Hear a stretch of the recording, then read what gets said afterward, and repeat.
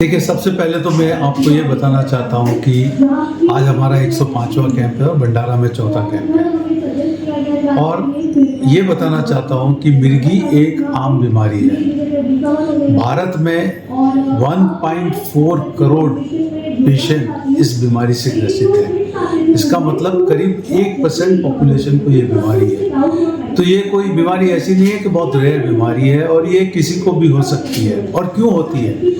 Brain के अंदर कुछ सेल्स में इलेक्ट्रिक करंट ज़्यादा होने की वजह से जब वो करंट ब्रेन में फैलता है तो उसकी वजह से मरीज जो है कुछ सेकंड से कुछ मिनटों तक बेहोश हो जाता है, और वो एक बार होश में आने के बाद एकदम नॉर्मल होता है।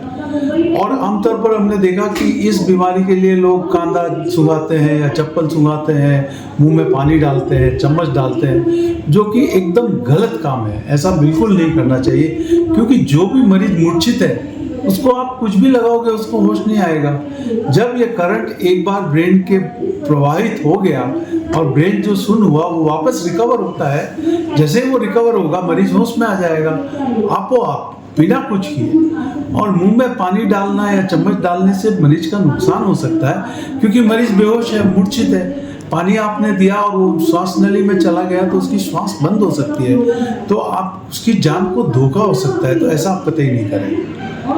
अब दुनिया में इतनी सारी नई दवाएं आ गई है। महाराष्ट्र गवर्नमेंट एक ऐसी गवर्नमेंट है जिसने एपिलेप्सी की 10 दवाएं मुफ्त में इन कैंपों के जरिए सिविल हॉस्पिटल और डिस्ट्रिक्ट हॉस्पिटल में उपलब्ध कराई है। इसका मतलब अगर एक दवा भी मरीज ने बराबर लंबे समय तक जो डॉक्टर ने बताई है उतने टाइम तक ली तो 75% पेशेंट तो उस दवा से ठीक हो सकते हैं। जबकि आपको ब्लड प्रेशर, डायबिटीज, थायराइड, इसकी दवा जीवन भर लेनी होती है, तो उसको आप घबराते नहीं। लेकिन मिर्गी की दवा जब आप लेते हैं तो आप सवाल पूछते हैं डॉक्टर से, दवा कब बंद होगी?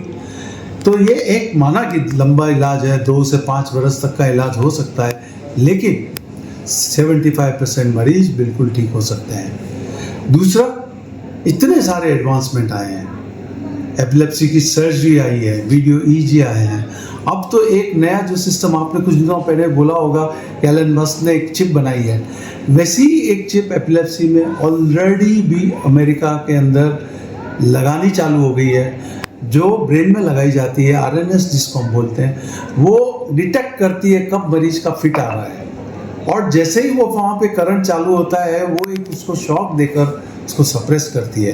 तो ये RNS डिवाइस जो है ऑलरेडी कई सारे मरीजों को अमेरिका में लग चुकी है।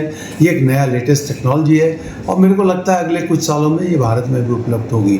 तो सर्जरी में कई सारे एडवांसमेंट है, मेडिसिन में कई सारे एडवांसमेंट है, इसलिए आपको घबराने की ज़रूरत नहीं है। आपको अगर ये बीमारी है तो न्यूरोलॉजिस्ट के पास जाइए या एपिलेप्सी के जो एक्सपर्ट हैं उनके पास जाइए, प्रॉपर निदान कराइए, प्रॉपर दवा लीजिए। मैं समझता हूँ कि अगर आपने ये फॉलो किया तो 75 to 80% पेशेंट ठीक हो जाएंगे।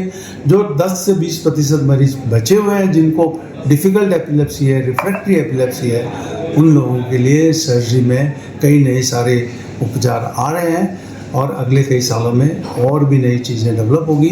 इसलिए घबराने का नहीं, और अपने डॉक्टर की सलाह करके बराबर समय पर इलाज लेने का।